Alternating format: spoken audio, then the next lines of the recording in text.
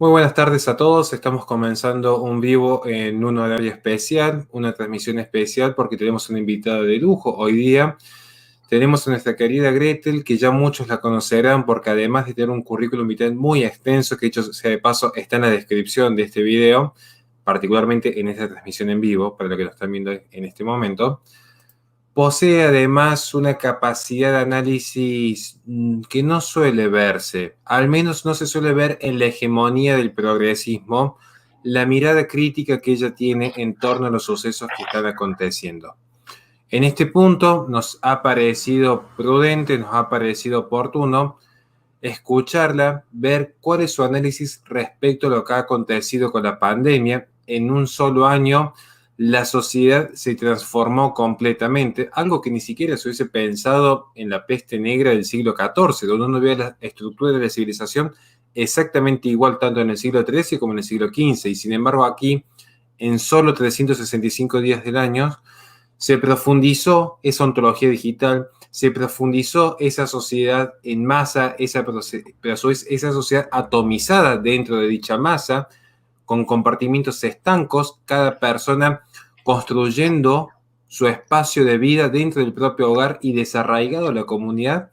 Así que ya sin más preámbulos, nos gustaría escucharla a usted y ver qué nos puede decir respecto a lo que ha sido la pandemia y más particularmente en qué desembocó como cambio estructural en la sociedad dicha pandemia. Bueno, agradecida por la invitación, Horacio, y lo que estás mencionando justamente es un poco la antesala de la gran profundización de esta grieta que se ha tejido en el seno propio de la familia, ¿no? Porque en definitiva lo que se está de alguna manera descristianizando es el seno de la familia. Convengamos que la familia es nada más y nada menos que la célula básica de una sociedad. Y estamos asistiendo a un proceso de hedonismo, de individuación creciente, donde se están, digamos, exacerbando una serie de individualidades que, lejos de estar conviviendo en un ecosistema social, hay una especie de frenesí por una puja de intereses constantes. Y esa puja de intereses nos lleva a un plafón que obviamente del cual se nutre hoy la clase política, que está vinculado justamente a la situación asocial, ¿no? Hay una esencia asocial donde no hay una convivencia, se ha perdido la noción de lo que es lo comunitario, ¿sí? Y lo comunitario tiene que ver también con la koinonía. Recordemos que la koinonía es el koinos, ¿no? Que es el común acuerdo. Entonces, cuando no hay un affectio societatis, no hay un espíritu de unidad, es muy difícil que exista una unión societal, ¿no?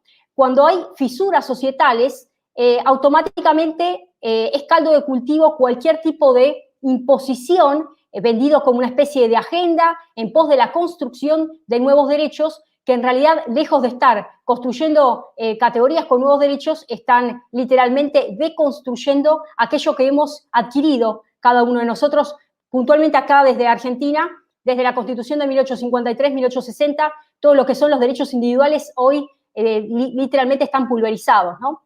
Entonces, este avance con, digamos, esta construcción de los nuevos derechos humanos, que en realidad nos venden como derechos humanos y en realidad hay una deconstrucción permanente de la singularidad de la persona, hacen que se coloquen en una entelequia superior cuestiones que son colectivas o por lo menos parecieran preocupaciones colectivas, problemáticas globales que van a requerir, va a decir esta élite, va a requerir soluciones específicas que tienen que ver con una agenda minuciosa trazada a partir justamente de la convivencia de nuevas alianzas estratégicas. Y me refiero a la OES número 17, ¿sí? El Objetivo de Desarrollo Sostenible número 17 de la Agenda 2030, que habla de la necesidad de trabajar en un plan de unidad global, ¿sí? Una agenda global donde las alianzas son fundamentales. Y ya no hablamos ni siquiera de un plano de Estados soberanos, ya no hablamos ni siquiera de una autonomía de los Estados-nación, sino que hablamos de una proliferación de ONGs,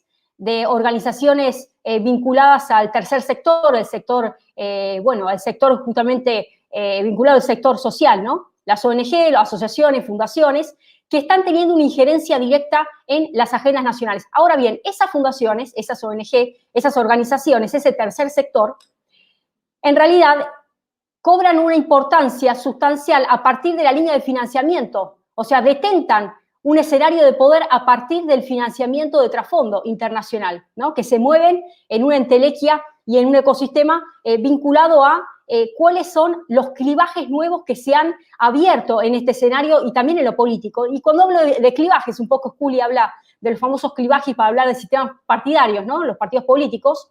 Hablo de fisuras sociales, ¿no? Así como tanto tiempo se hablaba de una fisura entre quién detentan los medios materiales de producción y quienes no la detentan, entre el campo y la ciudad, y así podemos seguir agregando más. Hoy la fisura parece que está entre el hombre y la mujer, ¿no? Pareciera que el nuevo clivaje es una cuestión de género, ¿no? Hombre y mujer, y este enfrentamiento con una agenda nueva de proliferación de derechos en torno a lo que es la ideología de género.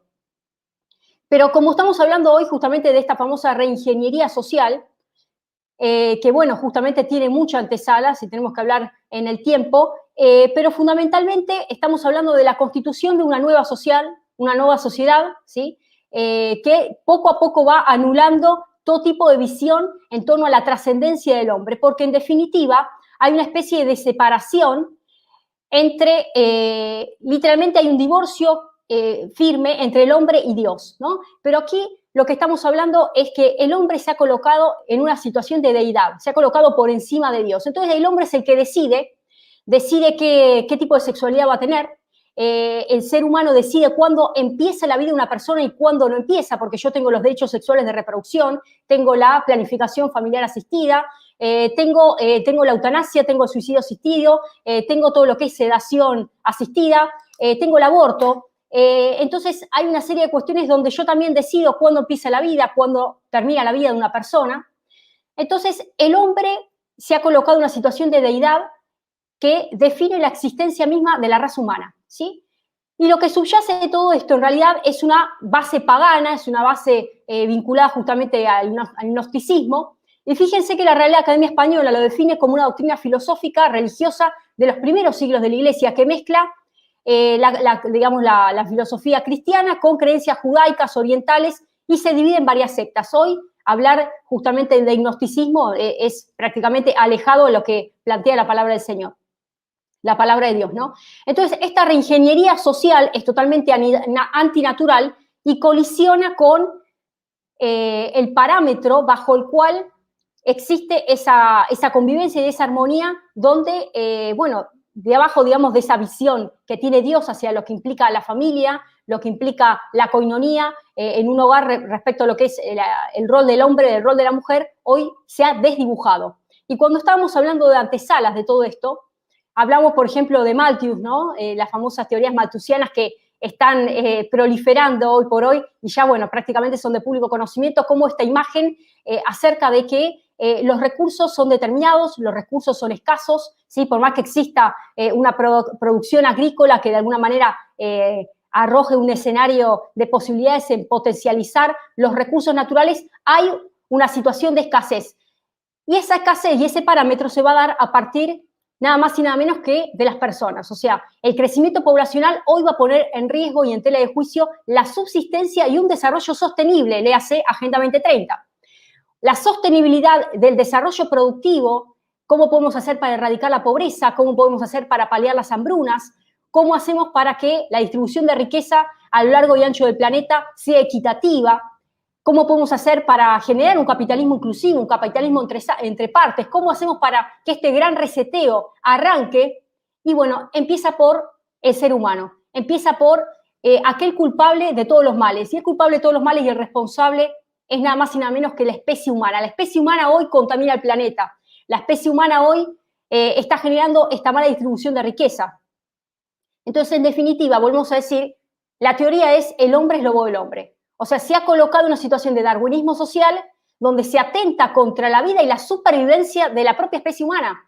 Entonces, lejos de estar comprando agendas foráneas, agendas globales, agendas totalitarias, pensamientos externos, se está colocando al propio ser humano en contra de su propia procreación, de la propia subsistencia y supervivencia de la especie. O sea, estamos hablando literalmente de un pensamiento malthusiano. Y también, viajando en esta cristalización de cómo fue operando aquí en América, en general, recuerden lo que fue el informe Kissinger del año 74, ¿sí? A partir del Consejo de Seguridad Nacional de los Estados Unidos, donde se toman decisiones sobre cómo hacer para perpetrar el dominio y cómo garantizar el dominio de aquellos países en desarrollo que van a requerir de recursos naturales y que el crecimiento poblacional de los países que están en desarrollo o los países que están literalmente en una situación más postergada resultan de potencial peligro para la supervivencia y el sostenimiento de esos países desarrollados. A partir de ahí comienza una línea filosófica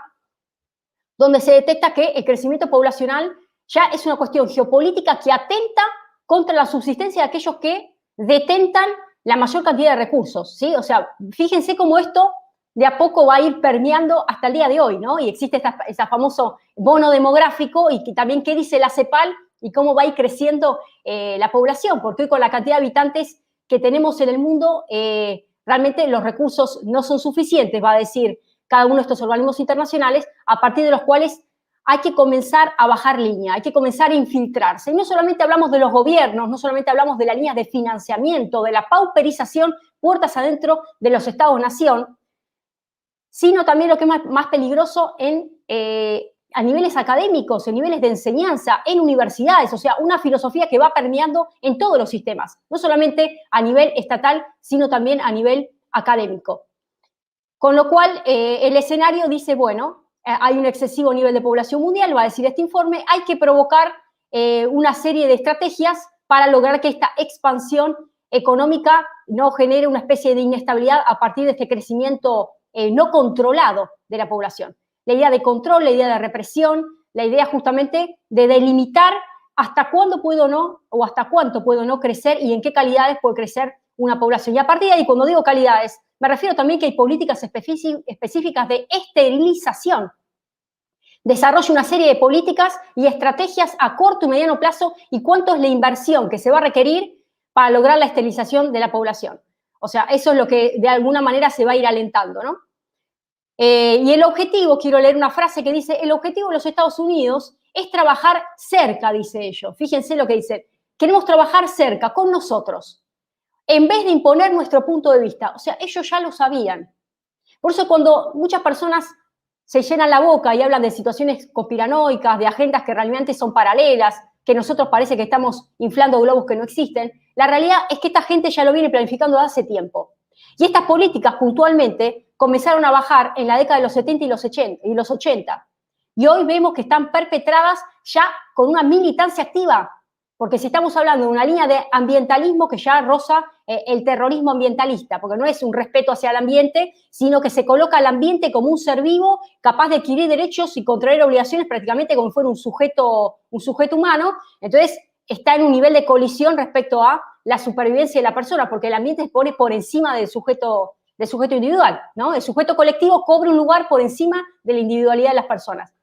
Entonces, cuando hablemos de estas campañas de activismo, feminismo, ambientalismo, todo lo que es la agenda verde, el gran reseteo, industria 4.0, hay una filosofía donde se está entretejiendo algo más sustancial de fondo y se está atacando nada más y nada menos que la supervivencia de la propia raza humana. Estamos hablando de algo medular, ¿no? Que ya vino con el tiempo. Dentro de los objetivos, como dije, se quiere llegar a un control poblacional muy importante. Fíjense lo que dice también la CEPAL. Se prevé que hacia el final del siglo XXI se haya reducido cerca de 690 millones de personas. O sea, la CEPAL ya prevé a dónde quieren planear y llevar a la reducción del control de habitantes a nivel escala global, ¿no? Con lo cual, esto realmente es interesante entenderlo también en un marco, que esto seguramente muchos lo sabrán, pero es bueno recordarlos, que a mitad de los años 70 se conforma un fondo especial, que es un fondo de fideicomiso, para financiar este trabajo de control poblacional. Y se va a llamar el Fondo para las Actividades Poblacionales de las Naciones Unidas. Ahora bien, este fondo empieza a nutrirse de partidas presupuestarias del propio gobierno de los Estados Unidos. Y a la fecha sigue moviéndose a partir de donaciones, no solamente del tercer sector, sino de los propios gobiernos. O sea, los estados hacen parte de este fondo para que se puedan perpetrar estos objetivos. El Fondo para las Actividades Poblacionales de Naciones Unidas. Este fondo, digamos, maneja partidas presupuestarias y maneja proyectos. Ahora, ¿cómo se implementa? Pues esto hay que entender por qué estamos acá parados. ¿Cómo se implementan estos proyectos? Estos proyectos se van a implementar a partir de todas las agencias de Naciones Unidas. Comisión Económica Regional, la UNICEF, que es el Fondo Infantil para Naciones Unidas, la OIT, ¿sí? Organización Internacional de Trabajo, la FAO, la UNESCO, la OMS, léanlo en clave de lo que está pasando ahora, y así podemos seguir sumando una serie de estrategias donde este fondo dice no basta con tener independencia en el manejo de agenda, tengo que infiltrarme en estrategias en todas las disciplinas. Por eso cuando acá en Argentina decimos que no existe soberanía sanitaria, en Argentina no existe un Ministerio de Educación independiente, lo que existe es una bajada de una agenda, de una directriz que te la vende como no obligatoria, ¿sí? No vinculante, yo te voy a decir que tiene efecto no vinculante. Y se implementan esas directrices de la OMS en Argentina, léase, en prácticamente Hispanoamérica, ¿sí? Entonces, ahí vemos cómo se van perfilando, dándole pinceladas de color a estas organizaciones internacionales que todas van, digamos, nutriendo estos fines del Fondo para las Actividades Poblacionales de Naciones Unidas, que a mediados de los 60 dice, bueno, acá tenemos que comenzar a reactivar e implementar líneas específicas. Y quiero decirles una cosa, que en Argentina se están promoviendo justamente a partir del Fondo de Población de Naciones Unidas, esto está en la página oficial en Argentina, y el párrafo dice así, quiero leerles porque esto la verdad que es bien interesante. Los temas centrales en los que trabaja son derechos sexuales, derechos reproductivos, igualdad de género, juventud, población y estrategias de desarrollo. La base es la acción de la Conferencia Internacional sobre la Población y Desarrollo del Cairo 1994. O sea, está claro que si en Argentina, que está esta sede, que está instrumentando estas políticas mal llamadas derechos sexuales y derechos reproductivos, igualdad de género, va de suyo la implementación del ODS número 5 de la Agenda 2030, ¿sí? Cuando hablamos de los derechos de las niñas, de las mujeres, igualdad de género. Esta construcción en torno a lo que es el género, que por supuesto decanta en un marco de marxismo dibujado hoy de feminismo, va de alguna manera a materializar este objetivo y esta máxima, que es cómo controlar el crecimiento poblacional.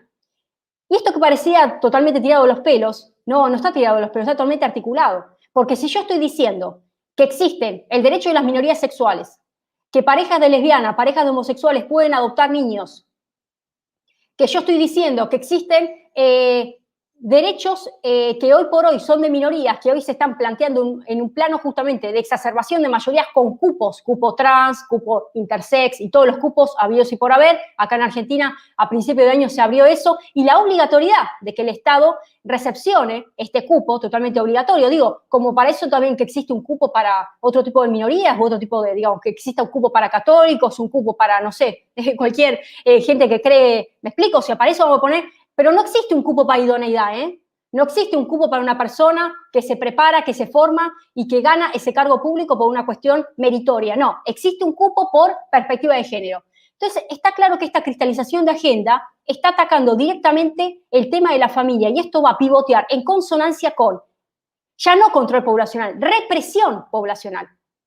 Porque estos mecanismos, imagínense, estamos hablando de ideología de género, está desalentando todo lo vinculado justamente al plano reproductivo. Esto cierra por donde uno lo quiera ver. O sea, esta agenda, y acá lo que sucede por lo menos en Argentina, seguramente nos están escuchando de otras partes del mundo, no se salva un dirigente político. Acá no pasa la vara uno, porque, digamos, el oficialismo y la oposición ha pactado y ha comprado totalmente llave en mano esta agenda, tal es así que hay programas y hay financiamiento externo que baja en carteras específicas, en ministerios específicos y en desarrollo e implementación de puntos programáticos y lejos de estar financiando cómo generar trabajo, cómo erradicar el tema de la pobreza, cómo construir líneas para un desarrollo industrial firme en Argentina, cómo consolidar la moneda, porque acá no tenemos moneda, no hay soberanía monetaria para nada, el tema de la inflación, hay un sinnúmero de frentes que trabajar, pero no se puede utilizar y afectar esa partida presupuestaria para fines distintos a los cuales fueron dirigidas. ¿Me explico? O sea, esa orientación y esa línea de financiamiento, si a vos te quieren decir que existe un país soberano, estás viendo otra película. Porque si a vos te baja una línea de financiamiento y te dicen que tenés que implementarlo en tal y cual área, no existe independencia en materia legal.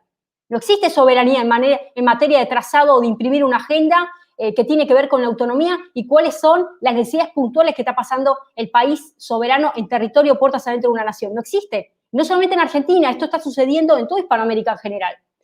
Fíjense, la alumna por excelencia España, ¿sí? Fíjense lo que está sucediendo en España, ¿sí? Yo creo que España hoy se ha convertido en una especie de conejillo de Indias y la experimentación, lamentablemente, que sucede en España se plantea como un ejemplo a seguir en Argentina, por lo menos acá es lo que sucede. Entonces, estamos viendo una decadencia moral y una decadencia espiritual que atenta contra el ánima, ¿no? El ánima contra el alma del pueblo, el alma, digamos, y la identidad de las naciones. Porque cuando se pierden justamente los derechos individuales, se está asistiendo a un nivel de retroceso, pero civilizatorio. Porque ellos te van a hablar de que se adquirieron nuevos derechos humanos en el plano tal. No, acá hay un retroceso a nivel civilizatorio impresionante, donde esto genera como consecuencia, y esto es lo más doloroso, una crisis de confianza importante hacia la cosa pública, ¿no? Hoy la ciudadanía asiste en una especie de mare magnum de pérdida de horizonte, de pérdida de rumbo. Ya el ciudadano no confía en la clase política, ¿no? Porque vuelvo a decir, una clase pactada, una clase que tiene compromisos espurios, digo, oposición, oficialismo, incluso líneas intermedias o personas que se han candidateado como tercer sector o tercera línea, por lo menos en Argentina a nivel gobierno, han pactado con un sistema de pensamiento totalitario que está llevando cualquier tipo de posibilidad y de perspectiva de desarrollo a nivel nación, con agendas que impriman justamente un rumbo identitario independiente de esta agenda que literalmente se está llevando totalmente llave en mano desde Naciones Unidas, implementándose en diferentes tipos de agencias y con este condicionamiento, donde también dentro de un programa, entre comillas, de emergencia sanitaria, bien entrecomillados, el horizonte, ¿cuál es? La pauperización de las economías regionales. Entonces, cuando un país logra ese nivel de empobrecimiento y de dependencia externa, cuando llega todo tipo de financiamiento condicionado con programas a establecer, es difícil cortar los cepos, es difícil cortar los grilletes, es difícil separarse en una perspectiva donde los niveles de hoy de pobreza, fíjense las últimas cifras que arrojó el INDEC, los niveles de pobreza, de miseria, de indigencia, sin hablar del tema educativo, brecha digital, es otro cantar.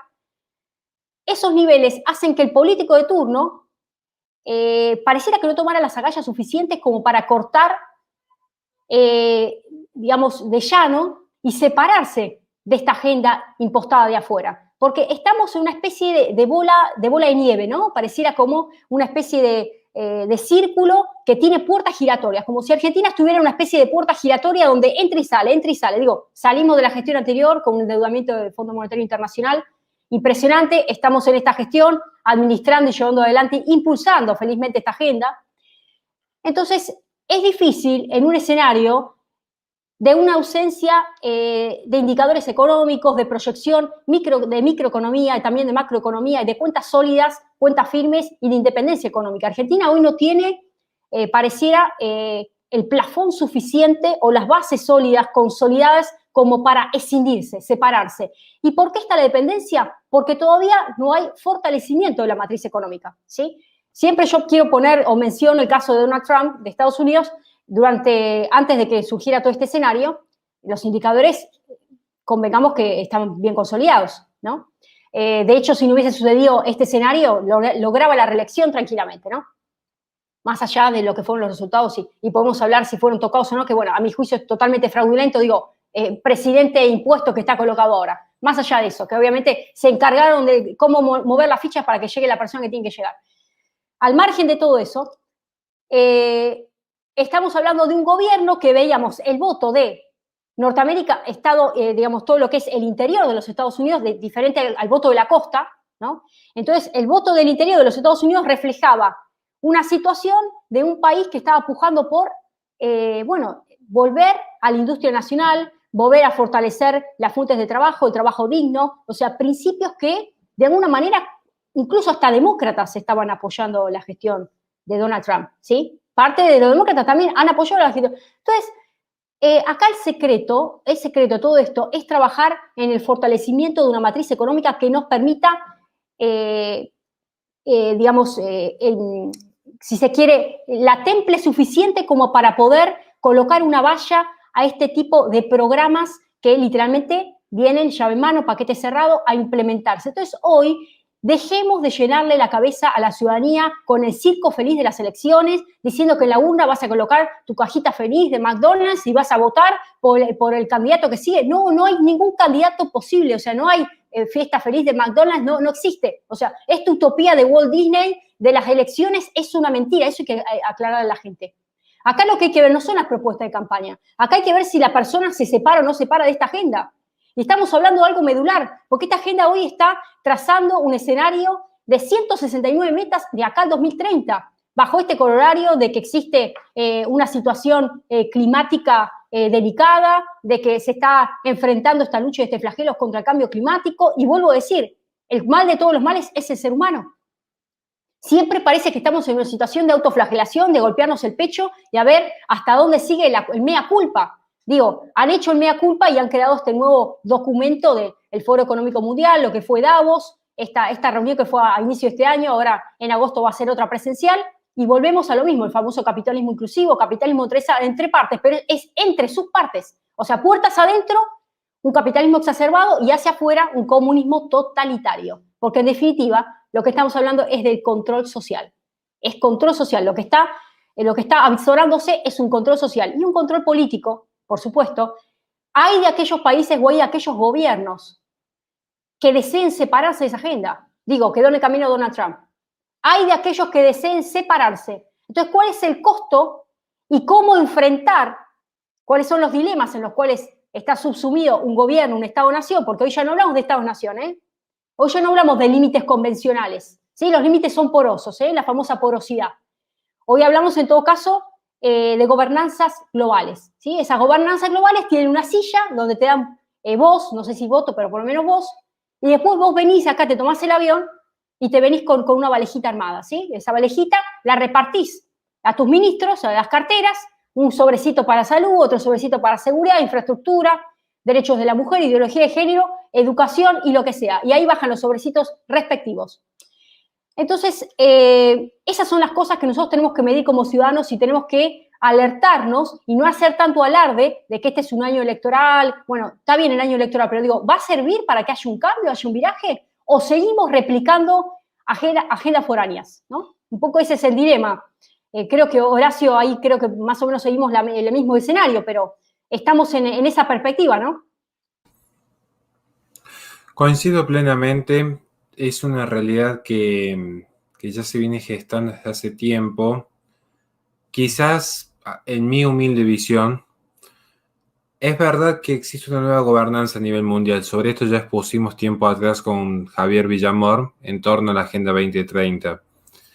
Y es verdad que subyace una visión muy elitista en torno al control, porque en el fondo lo que subyace es una gestión del miedo, más particularmente es una preocupación propia del modernismo que se profundiza en la posmodernidad, que es la sociedad de control, y siempre bajo parámetros cientificistas. Podríamos decir que es el vicio o el peor de los vicios heredados, además del dogma de la democracia, de la Revolución Francesa. Esta idea de la razón y la cientificidad aplicada en nombre de la liberación absoluta y la igualdad absoluta.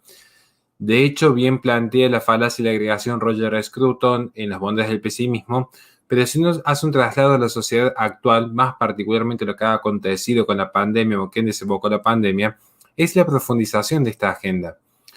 Si uno analiza esta ficción del calentamiento global o esta ficción de la sobrepoblación, aclaro, en mi libro yo me aboco exclusivamente a la sobrepoblación, que es el tema que mejor manejo. La parte específica de la ciencia del calentamiento global la maneja mi socio.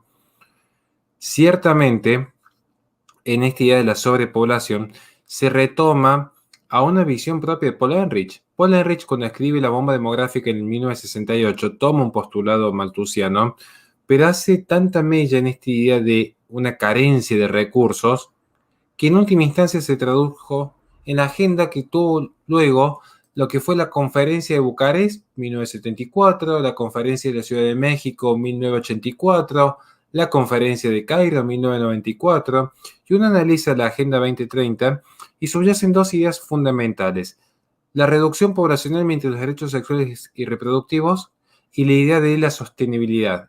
Una sostenibilidad que incluso, y sobre esto voy a escribir hoy día unas breves palabras, incluso ha marcado la agenda mediática en el consumo de los niños, particularmente Netflix, Nickelodeon, Disney, esta idea del racismo ambiental, esta idea de la sostenibilidad en la casa común, una idea de aldea global propia de Rousseau. Y esto tendría que quizás alertar porque hoy particularmente esta idea del control, muchos piensan es un problema del Estado.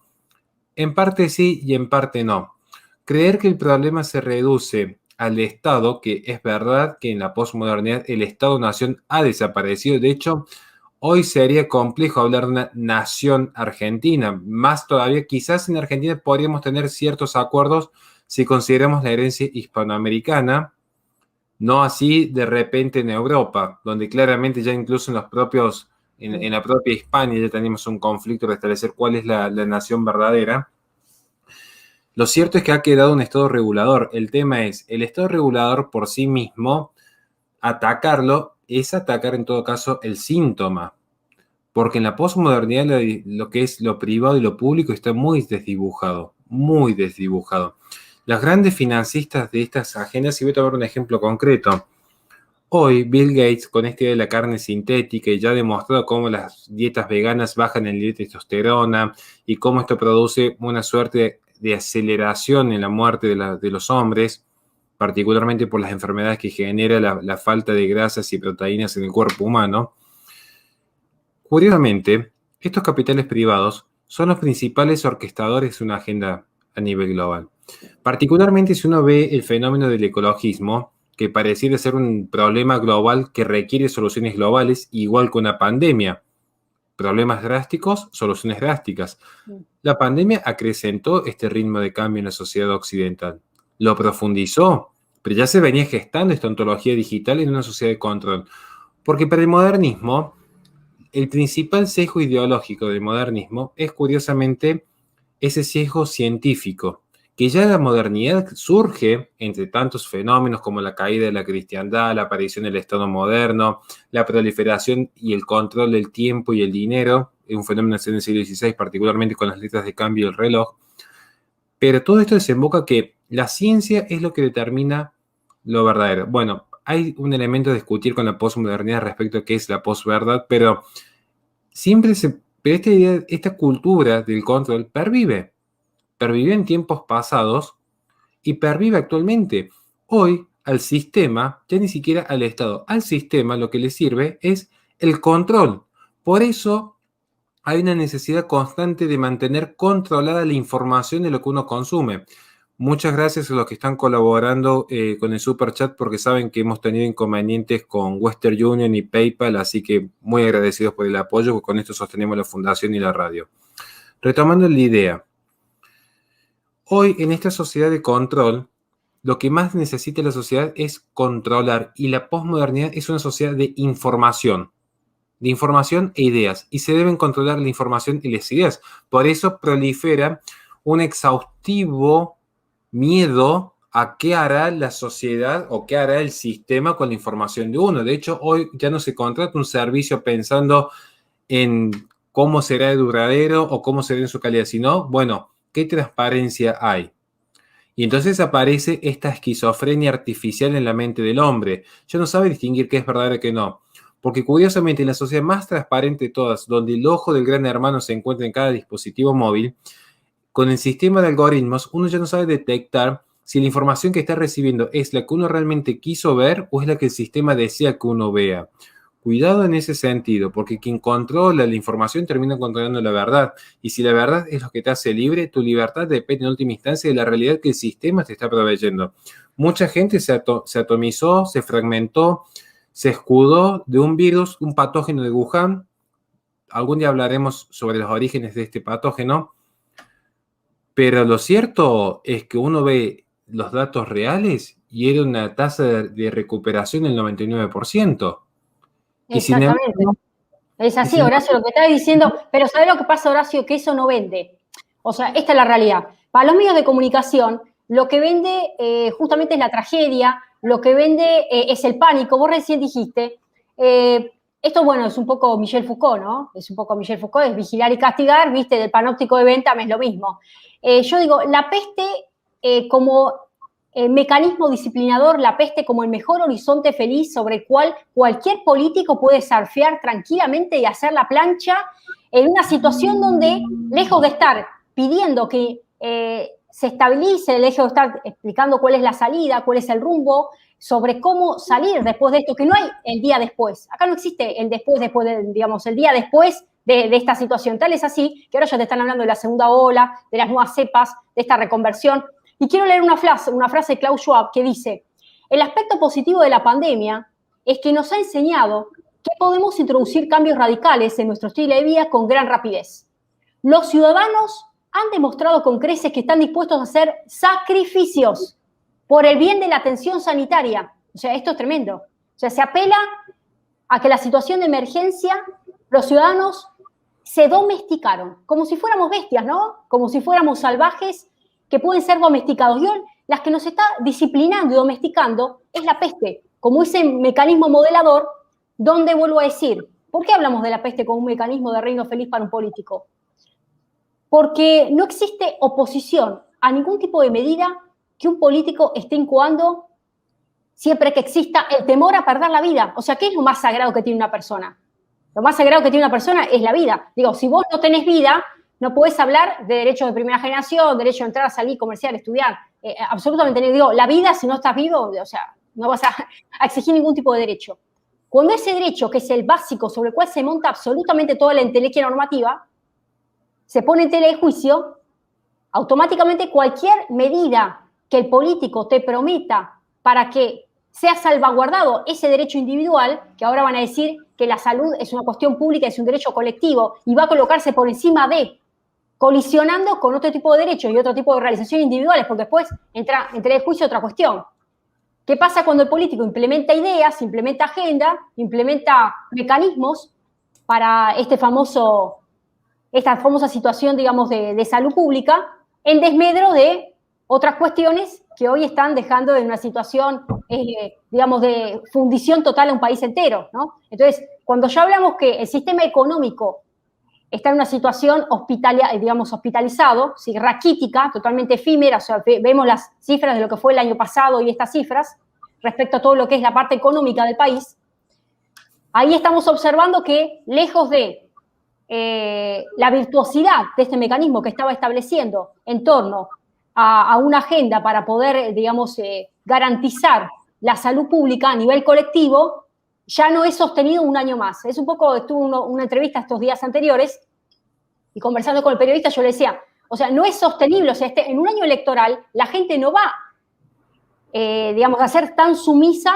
de poder albergar este tipo de medidas que se van a replicar respecto a lo que fue el año pasado. Tal es así, bueno, fíjense acá, por lo menos en Argentina, el jefe de gobierno de la Ciudad Autónoma de Buenos Aires quiso, obviamente con una estrategia electoral, separarse de nación respecto a qué hacer o no con el tema de las clases, ¿no? Es un tema más de coyuntura, pero para entender que ya la gente no va a poder allanarse netamente a un escenario totalmente replegado de lo que fue el encierro el año pasado. Y todo sobre el temor de fondo, digamos, el telón de fondo vinculado justamente al temor, ¿no?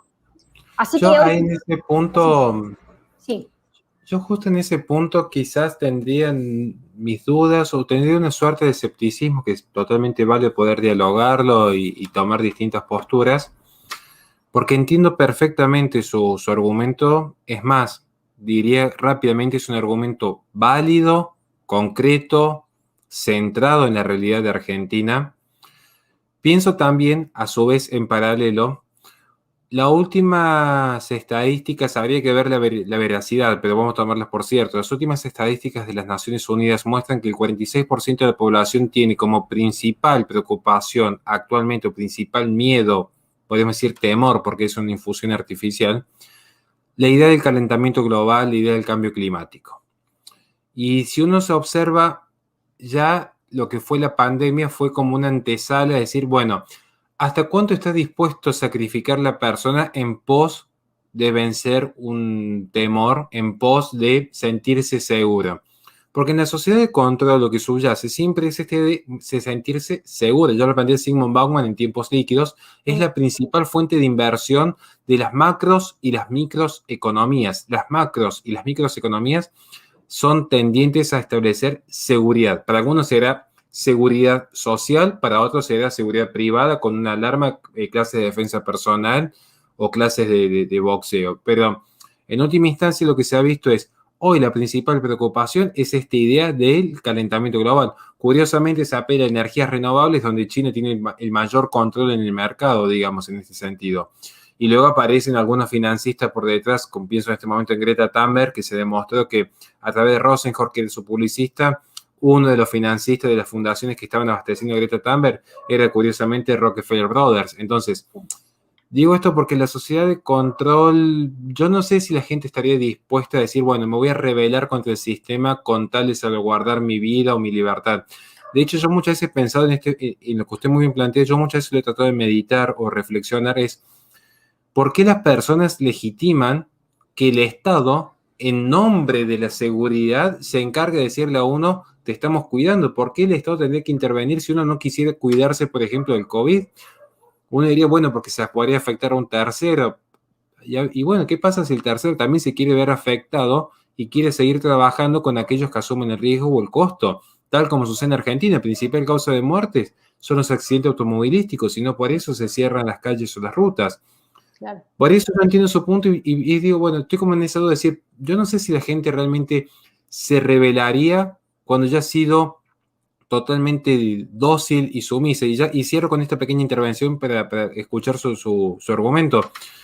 Desde hace más o menos 40 años, particularmente en los 70, cuando empieza a surgir Dave Foreman, Barry Commoner, pienso en André Gorz en este momento, pienso en Petra Kelly ya en los 90, Ivan Illich, más cercano en los tiempos, Brian Dominic, fueron Peter Singer como asesor externo de la ONU, el filósofo utilitarista de Australia, fueron aquellos que gestaron esta idea del, bueno, el antiespecismo, el veganismo militante, la revolución verde, la revolución ecológica, donde se plantea que el animal estaba a la par del hombre, y en última instancia el animal nunca crece en dignidad porque no posee un campo cultural al cual adherir.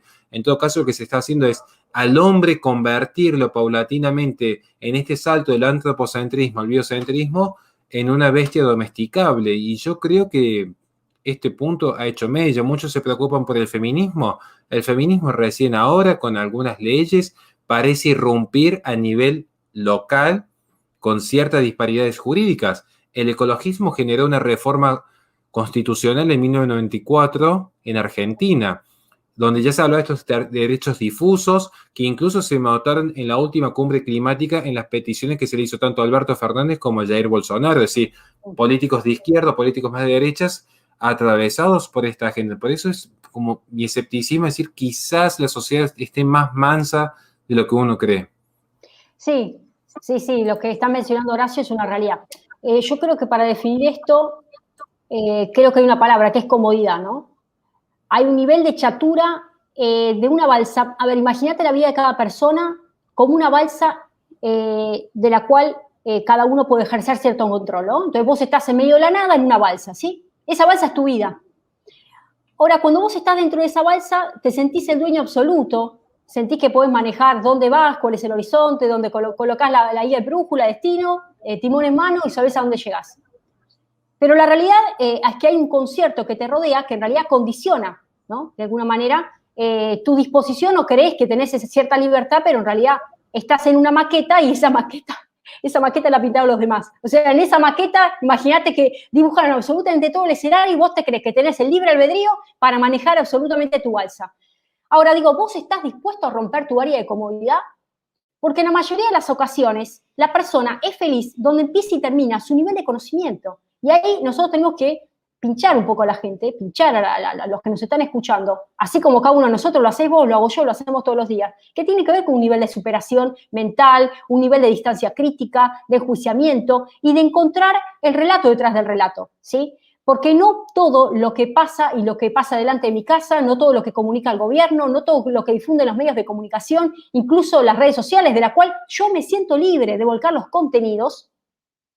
Recordemos lo que le pasó a Donald Trump con el tema de Twitter. O sea, digo, si el presidente de los Estados Unidos le autoboicotearon, ¿sí? Y si Barack Obama llegó con una campaña totalmente montada a partir de las alianzas con Facebook y otras redes sociales más, entonces vemos los dos escenarios donde se utilizan las redes sociales para un fin y se utilizan también las redes sociales para otro fin, ¿sí? Estamos hablando de dos presidentes de los Estados Unidos, de dos escenarios y con quién estrecho vínculo primero y contra qué sistema me quiero enfrentar. Entonces la palabra, volvemos a lo mismo, la balsa, ¿sí? La balsa tiene que ver con el espacio finito del cual yo me creo que ejercito absolutamente todo mi libre albedrío, mi control, y la verdad es que la famosa historia del rey está desnudo es algo que se aplica al día de hoy. O sea, todos sabemos lo que está sucediendo, hay otros tantos que se callan, hay una situación de silencio y de pacto de tercer omnisciente, ¿no? Porque hay diferentes tipos de personas. Hay aquellas personas que tienen cierto sentido de, digamos, de hambre por más, y uno le brinda la información y comienza a inquirir, comienza a indagar, y de alguna manera uno lo conquista hasta este escenario de arrancarse las vendas. Pero después están los otros, donde vos los alertás, vos les explicás, te toman la voz de negacionista, te toman de conspiranoico, y dicen que es tan fuerte lo que vos les estás transmitiendo, que es demasiado fuerte como para ser creído.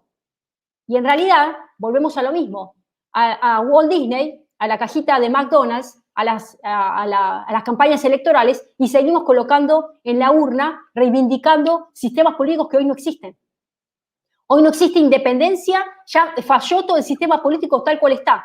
Entonces la pregunta es, ¿qué hacemos con el nivel de masa, al estilo oveja fiel, que de alguna manera replica, que de alguna manera tiene un pensamiento chato y se contentó con esa balsa? ¿Sí? Es como que el horizonte de la vida de esa persona empieza y termina en esa balsa finita de la cual maneja. Y no le interesa lo que sucede, porque cuando vos les hablás de la Agenda 2030 o les hablás de lo que va a pasar de acá a unos años, te dicen, bueno, pero yo no sé si voy a llegar para contarlo, y bueno, a mí me interesa mi presente, el aquí y ahora. No, a vos te están comprometiendo tu presente.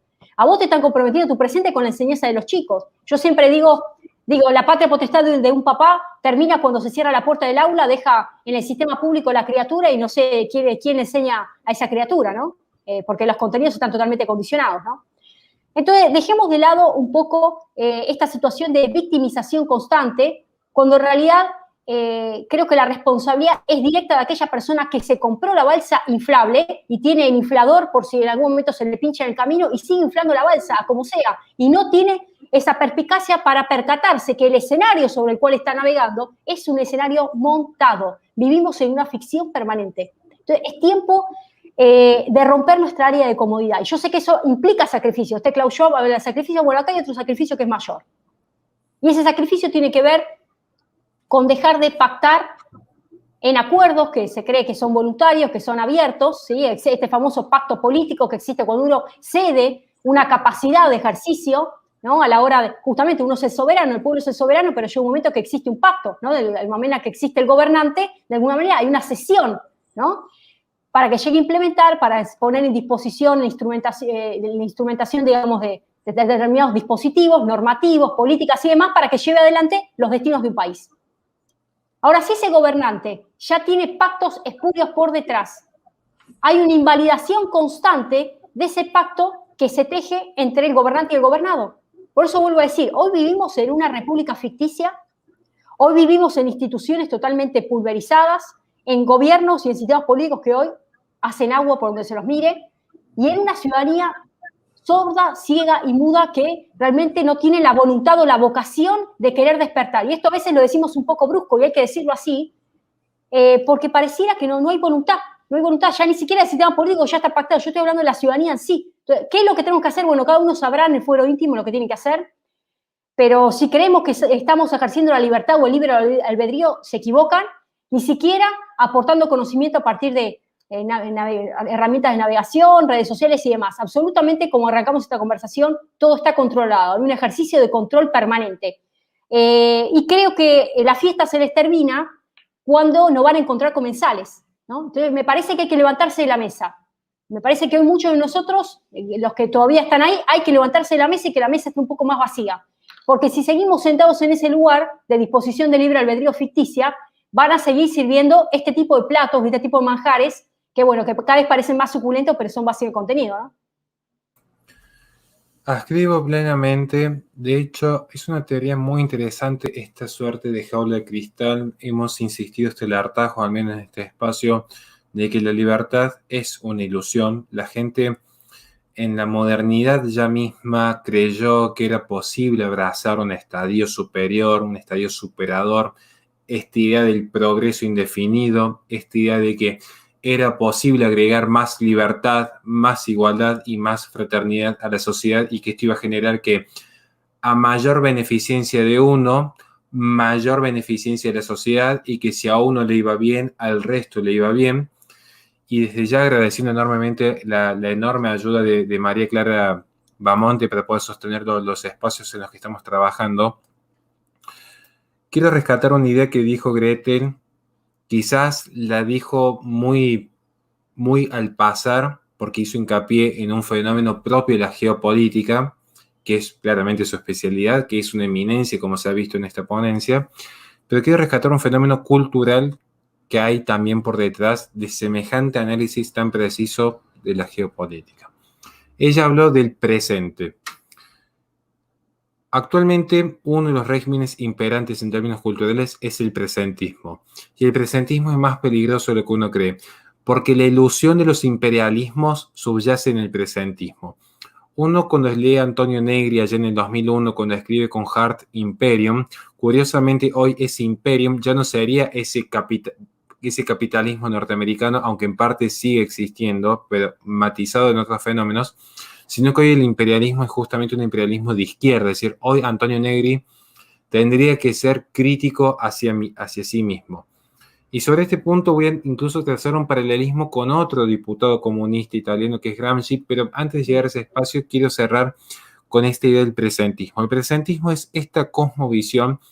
Si muchos recuerdan lo que he escrito días atrás y hoy terminé ayer justamente con esta parte de las ponencias, ¿qué diferencia que hay entre la ciencia y la cosmovisión? La ciencia es siempre una visión específica del mundo, donde se inscribe un dato que es parcial y siempre susceptible de revisión. La cosmovisión es duradera y hace la idiosincrasia tanto de uno como de la comunidad en la que vive. Bien, entendiendo esa idea de la cosmovisión, entendiendo esta idea de la concepción del mundo, el presentismo es esta concepción del mundo en la cual se considera que ni el futuro ni el pasado es superior a lo que se vive hoy. Y esto ustedes lo van a notar en fenómenos tales que van desde el carpe diem, es decir, el vive hoy, el ciudadano del mundo, porque es un rechazo a la identidad nacional, las políticas antinatalistas, las políticas en contra del ahorro, la cultura del descarte con la tercera edad, entiéndase aborto inducido, eutanasia. Es un árbol sin raíz porque ha deshecho su historia, ha deshecho su identidad, ha deshecho aquello en lo cual se encuentra arraigado y por lo tanto tampoco genera frutos. Y sin embargo, el árbol se cree, y esta es la paradoja de la posmodernidad, ya no se forma esa visión de la masa de Ortega y Gasset, sino que se crea original en sí mismo. Porque justamente con esta idea del eterno presente, que es una revolución constante, por eso caen en contradicciones incluso epistemológicas los discursos actuales beligerantes. Ejemplos concretos, vean lo que es el feminismo. Hoy el feminismo ni siquiera puede definir qué es una mujer, porque no lo puede definir ni desde lo cultural ni desde lo biológico, porque ha revolucionado tanto que se pierde ese principio de identidad que, como dijese Aristóteles, no es solamente la propiedad compartida, sino también es la propiedad que delimita las demás propiedades. Y en ese punto de creer que el presente es lo superior estéticamente, lo superior moralmente, lo superior científicamente, las personas están atrapadas en este imperio.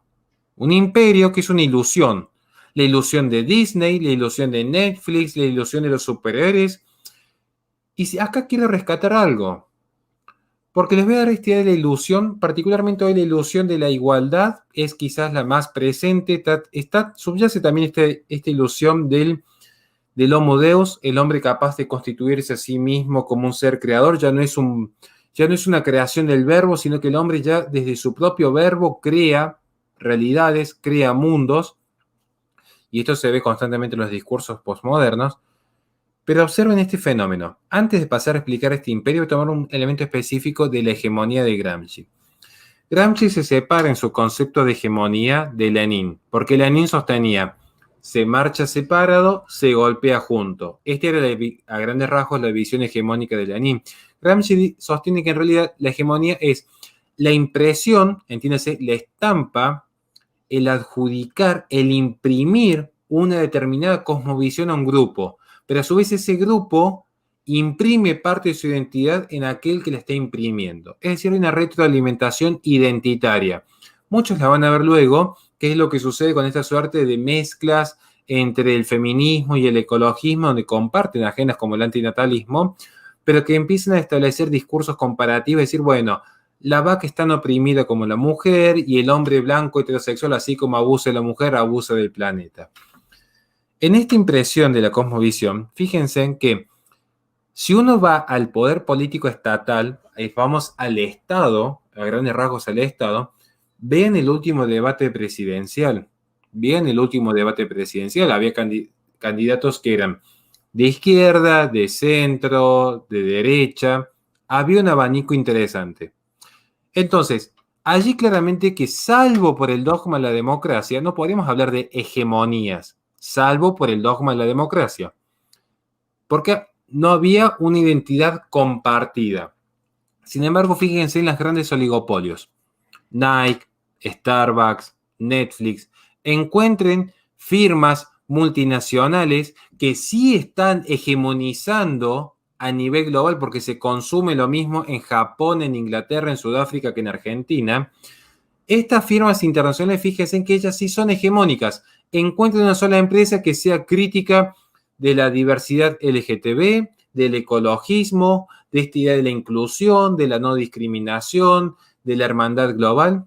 Allí están las hegemonías y son estas firmas las que si uno empieza a indagar un poco, particularmente piensen en Pfizer, si quieren que demos ejemplos con nombres concretos, las que luego terminan instaurando políticas. Y si no, fíjense en quiénes son los que han financiado a Greta Thunberg. Fíjense en si no, quiénes realmente hegemonizan la agenda de la inclusión sexual. Hoy les puedo asegurar que un niño que va al colegio y recibe esta famosa educación sexual integral de un docente, no crean que es tan permeable la mente del niño, porque está en una actitud crítica como todo ser racional cuando está en un proceso de aprendizaje, que incluso queda luego a disposición de la patria potestad, que sí se encuentra bastante diezmada, de hecho, sea de paso, porque el padre le podría decir, esto te enseñan en el colegio, esta es la verdad. Sin embargo, cuando la mente está en estado pasivo, piensen cuando juegan un videojuego, cuando ven una película, allí sí se incorpora al inconsciente determinados rangos de información. Entonces, hoy hegemoniza más Netflix, que nadie la ataca porque es propiedad privada. Parece que cuando el privado hace mal, no es malo, y cuando el Estado hace algo, por más que lo haga bien, es malo. Entonces, esto es lo que yo quiero marcar. Cuidado porque hoy las líneas entre lo privado y lo público se desdibujan, y particularmente con este concepto de hegemonía, que hoy el pensamiento progresista hegemonizante se ve más favorecido por un globalismo internacional financiado que por estructuras propias de un Estado regulador, donde ciertamente es una herramienta, simplemente está allí arrojado. Luego veremos qué es lo más óptimo. Eso que está diciendo Horacio es así, y si tenemos que nombrar incluso medios de comunicación, CNN, The New York Times, Ted Turner, Reuters, The Economist, Washington Post, tenemos la BBC, Wall Street Journal, Financial Times, HBO, Amazon, Disney, y así podemos seguir hablando de marcas, recién nombraste, también tenemos American Express, Pepsi Cola, Coca-Cola, Starbucks, Pfizer, o sea, fíjense todo el tipo de, que todo esto, digamos, tiene un financiamiento donde también son partícipes, Fundación Rockefeller, Ford, Bill and Melinda Gates, y acá, digamos, si tenemos que caracterizar todo esto es hegemonía cultural, ¿no? En realidad lo que está de fondo es una especie de batalla por una apropiación simbólica, ¿no? Porque se están apropiando del lenguaje. Hay una utilización mercantilista cosificante, fetichista del lenguaje. De hecho, la mujer se ha tornado una especie de fetiche, una especie de mercancía, ¿no? Porque en esta situación donde se está disputando qué tipo de nivel de poder tiene la mujer, el empoderamiento de la mujer, en realidad se parte de la base de la victimización. O sea, para que exista un empoderamiento hay una antesala. Esa antesala tiene que ser la mujer es víctima. Pero para que exista esa victimización hay una radicalización de un conflicto y un enfrentamiento a nivel sexo, una situación de enfrentamiento entre el hombre y la mujer, ¿no? Entonces, digamos, ¿qué es ser mujer hoy? ¿No? Es también todo un dilema. ¿Qué es una familia hoy? ¿Cómo se define una familia? ¿No? Hay una serie de disputas que se han dado en los Estados Unidos de parejas lesbianas que han adoptado a un nene chiquito, un varoncito chiquito, 10 años, 11 años, y pidieron permiso para empezar a tratarlo como hacerle operaciones, todo para que sea una nenita, ¿no? Entonces estamos hablando, fíjense hasta dónde avanza esta escalada, ¿no? Estamos hablando de una pareja lesbiana, un chiquito de por medio, digo, al chiquito nadie le pregunta nada. Por eso vuelvo a decir lo mismo, esta batalla cultural es una batalla simbólica por apropiar definiciones, conceptos, ¿no? Digamos, el ser humano, qué tipo de derechos tiene y cómo se contrapone o cómo disputa o cómo convive bajo esta noción de desarrollo sostenible con el cuidado del ambiente, cuando la entelequia ambiental se pone por encima de la esencia del ser humano. Fíjense cómo se movieron todas las categorías. ¿Qué implica justamente el artículo justamente de la Constitución Nacional que habla del desarrollo económico, el desarrollo productivo, que no tiene que estar en colisión con el ambiente, ¿no? Estamos hablando del desarrollo sostenible. Bajo esa idea de la sostenibilidad, de un mundo más equitativo, más distributivo, que son un poco las ideas y las filosofías que te vende el Foro Económico de Davos, este Foro Económico Mundial que se celebró en Davos la reunión, de alguna manera van, digamos, impostando un escenario que está partiendo de la base de una redefinición de categorías de manera constante. Incluso hoy el lenguaje se ha tergiversado, ya la Real Academia Española no da abasto con la actualización o el uso del lenguaje. Hay una situación donde todo se ha corrido, ¿no? Se ha corrido la esencia de los valores, de los principios, de la ética, de la moral y por sobre todas las cosas de la espiritualidad, ¿no? Esta batalla que se está dando de enfrentamiento y de separación del hombre con Dios. Entonces, si tenemos que, de alguna manera, resumir todo esto, el conflicto esencial es cómo el hombre le ha dado las espaldas a Dios, ¿no? El hombre ha querido en esta búsqueda constante de divorciarse de la esencia de lo que es la creación, de lo que es Dios, ha generado estos niveles de conflictividad, bueno, que donde ya literalmente ya tenemos que definir qué es bueno y qué es malo, ¿no? Ya no podemos hablar qué es bueno y qué es malo. O sea, ¿cómo hace un papá para decirle a un nene esto es bueno o esto es malo? ¿No? Porque también te discriminan por definir, porque aquella persona que piensa distinto te tildan de totalitario. Aquella persona que ve el escenario de otra manera, te tildan justamente de una persona que está queriendo imponer una cosmovisión y que no sos tolerante, porque tenés ausencia de tolerancia, ¿sí? De discriminación, te pueden incluso incoar, digamos, una denuncia por discriminación. Fíjense lo que estamos hablando de algo tremendo, ¿no? A ver, ¿cuántos hombres yo he hablado con hombres y me dicen, ya no sé cómo dirigirme a una mujer, ya no sé cómo hablar, o sea, ya se llegó a un nivel, pero esto está totalmente planificado. Está planificado porque ya se perdió esta cuestión de que ya se le avanza el respeto, ya el hombre cómo hace para dirigirse a la mujer, cómo entabla una relación. Hombres que me han dicho, yo no sé cómo entablar una relación, esto que estamos hablando es una realidad, pero está totalmente diseñado. Volvemos a lo mismo, ¿cómo arrancamos la charla? ¿La arrancamos con Malthus? Bueno, siempre tengan a Malthus presente. Recreen la vida de Malthus, fíjense lo que escribió Malthus y ahí vamos a entender absolutamente todo. Estamos hablando de algo de 1700 y pico a la fecha que se aplica. Todo el programa que tiene sobre que el mayor de los desafíos es cómo convivir en un planeta donde el crecimiento poblacional de alguna manera está poniendo en crisis la subsistencia del resto para poder llegar a vivir en sociedad, en armonía, donde la sobrepoblación es necesario controlarla, reprimirla, gestionarla, se entiende absolutamente dónde estamos parados en el presente. Si nosotros llegamos a comprender esa visión, después a partir de ahí decanta absolutamente todo. Entonces, todo lo que nosotros veamos, todos los paradigmas ambientales, feministas, toda la reconversión que se requiere en materia energética con el tema de las energías renovables y demás, todo lo que es la huella de carbono, la reducción de gases, emisiones GEI, gases de efecto invernadero, cómo hacemos para estar endosando las responsabilidades de un país hacia el otro, cómo estamos disminuyendo esa huella de carbono. Podemos seguir el listado, el tema de la modificación de patrones conductuales también en lo que es el área alimenticia, que también tocamos ese tema. Absolutamente todo se resume en esos 17 ODS, 169 metas para el 2030 y cómo estamos cumpliendo como alumnos fieles esos objetivos, ¿no? Y Argentina, vamos a aclararle a aquellos que nos ven de otras partes del mundo, es una alumna fiel, ¿sí? Argentina, al igual que España y otros tantos países, Canadá, no se salva absolutamente ninguno de los países, prácticamente la Unión Europea son muchos de los que también están acatando firmemente y la están promocionando, digo, Alemania, Francia, Portugal. Esto ya no estamos hablando de países que Argentina porque está en la cola, no, estamos hablando de una agenda planetaria, es una agenda totalizante global que la han abrazado los países con mayores niveles de desarrollo. Digo, Canadá, como ejemplo, que cartelería en la vía pública. Con un hijo ya sos feliz. Un hijo, si no ninguno. Esa es la cartelería que se ve en la vía pública en Canadá. ¿Sí? Ya con un hijo ya es suficiente. Entonces, se induce, ¿sí? A través de la propaganda, de la exacerbación del hedonismo, tener más tiempo para vos, vida libre, ¿sí? ¿Para qué casarse? ¿Para qué tener una familia? ¿Para qué tener hijos?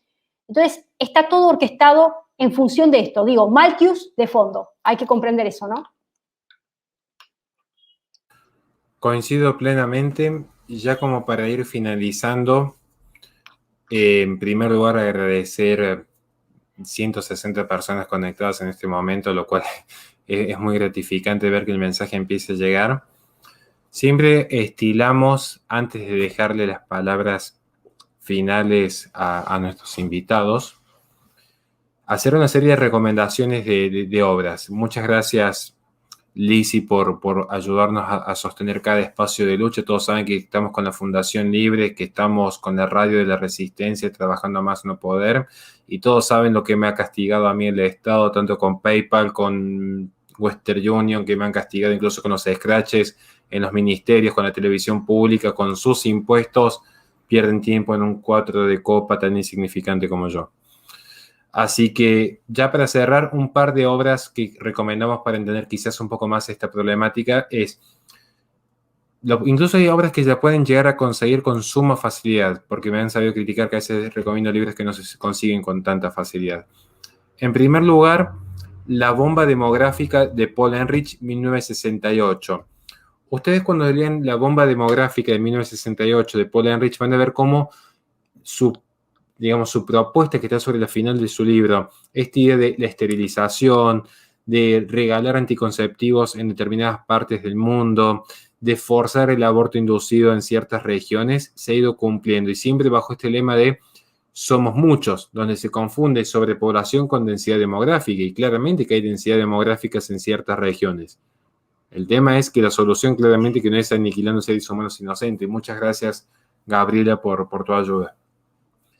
Ahora bien, es el primer libro. Segundo libro que yo recomiendo también para entender un poco lo que transita la sociedad hoy es, voy a volver a recomendar un libro que hace alusión a un poco lo que se toca hoy día, que es Tiempos líquidos y si pueden también Sociedad líquida de Zygmunt Bauman. Si bien es de corte socialista su pensamiento, esta idea del control en torno al miedo es fundamental, especialmente para ver cómo ciertos entes privados producen miedos artificiales con tal de sostener ciertas prerrogativas o ciertas pleitesías internacionales. Muchas gracias, Alexis. La tercera obra que hoy voy a recomendar, también para comprender un poco este fenómeno, es un libro, ya que vamos a dar un corte, vamos a tocar un poco más lo teológico. Hay una obra fundamental de Hilary Belloc, que es un historiador, que se llama Europa y la fe. Y uno, cuando empieza a ver Europa y la fe, va a entender por qué el salvoconducto a la posmodernidad y a la sociedad de consumo y la sociedad de control que se habita actualmente se encuentra en la cristiandad. Uno, cuando ve esa obra, va a entender el por qué. Porque tal como lo dijese en su momento Chesterton también, donde hubo un altar, hubo civilización. Y hoy la sociedad posmoderna lo que está ofreciendo es una sociedad sin religión, sin familia, sin Dios, sin un por qué morir. Una sociedad intrascendente, con seres intrascendentes, que al no tener una razón por la cual morir, temen perder lo único que le queda, que es la vida. Cuando hay personas que tienen un por qué morir, enfrentan la vida de manera digna.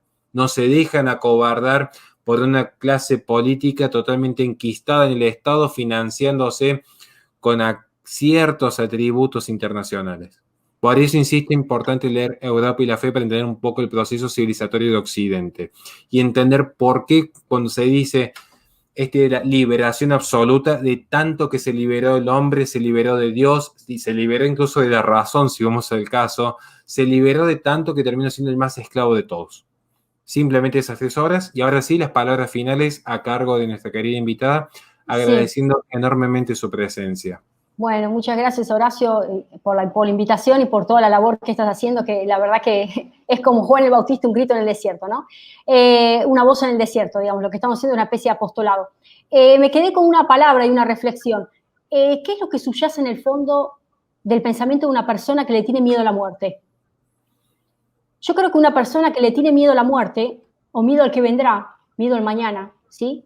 A no saber si poner el reloj despertador, a cómo llegar a fin de mes, a cómo seguir la vida, cómo proyectarse. Me anoto en esta maestría, hago un estudio, ¿vale la pena estudiar? ¿Vale la pena formarse? ¿Vale la pena competir en un sistema mediocre donde existen los cupos, donde existe la ausencia de la meritocracia, ¿no? Brilla por su ausencia. Yo creo que de fondo esa persona quizás peca de una especie de altanería, y vos dirás por qué. No hay que victimizar a esa persona que tiene temor. ¿Cuál es la altanería? Esa persona le soltó la mano a Dios, o se soltó de Dios. Porque si entendemos que nada nos llevamos de este mundo, que vinimos desnudos y nos volvemos desnudos, que no nos llevamos un título de propiedad, no nos llevamos un título universitario, no nos llevamos a nuestra esposa, a nuestro hijo, al perro, al gato, al loro, a nadie nos llevamos a la tumba, así como vinimos desnudos, volvemos desnudos, vamos a comprender que la verdadera vida es la vida espiritual. Por eso en la palabra de Dios dice que no tenemos que afanarnos por el presente, que no hay que poner nuestro foco en lo terrenal, sino en lo espiritual. Y cuando nos ocupamos de las cosas espirituales, que Jesús dice, ocúpense de mi reino, el Señor se ocupa de suplir nuestras necesidades. Cuando tenemos esa fortaleza y tenemos nuestros pies sólidos, automáticamente todas las fichas que estaban en una situación de dilema del prisionero, porque en definitiva es esto, es un dilema de realidad. Un dilema, una especie de ficción en la que vivimos, porque esto parece un relato enmarcado, ¿no? Parece como ese libro que dice 6 personajes en busca de un autor, ¿no? Y acá estamos buscando, pareciera, la autoría de nuestra propia vida, porque los dirigentes alegremente están perfilando nuestra vida. Vamos a entender que el autor de nuestra vida, el diseñador, el creador, que nos formó desde antes del vientre de nuestra madre, es Dios mismo, ¿sí? Por eso nosotros tenemos esta batalla también cuando hablamos del aborto, digo, ¿quién es la mujer para terminar con la vida de una criatura, ¿no? Cuando justamente dice en Jeremías, ¿no? Desde antes que te formase en el vientre te concebí, mi embrión vieron tus ojos, mío eres tú. O sea, ya existe una formación espiritual de la persona, ¿sí? Y ahí quiero leerles un poco, 1 Timoteo capítulo 6, versículo 7, porque nada hemos traído a este mundo y sin duda nada podremos sacar. Y para los políticos, Oseas 8:7, porque sembraron viento y torbellino segarán, no tendrán mies ni su espiga hará harina, y si le hiciere, extraños la comerán, ¿sí? O sea, sembraron viento y torbellino segarán. Este mundo de mentiras en algún momento se va a terminar. Depende de nosotros, no nos victimicemos más y comprendamos que nada nos pertenece, ni siquiera este cuerpo que tenemos, porque este cuerpo es circunstancial, ¿sí?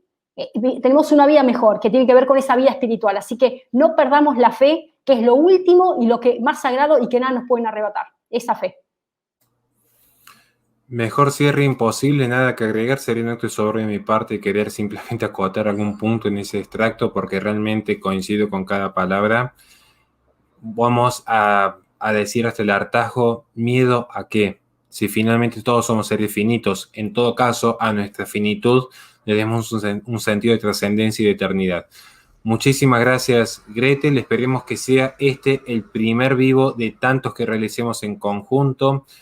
Posiblemente estemos más adelante convocándola nuevamente con otros grandes expositores. Muchísimas gracias.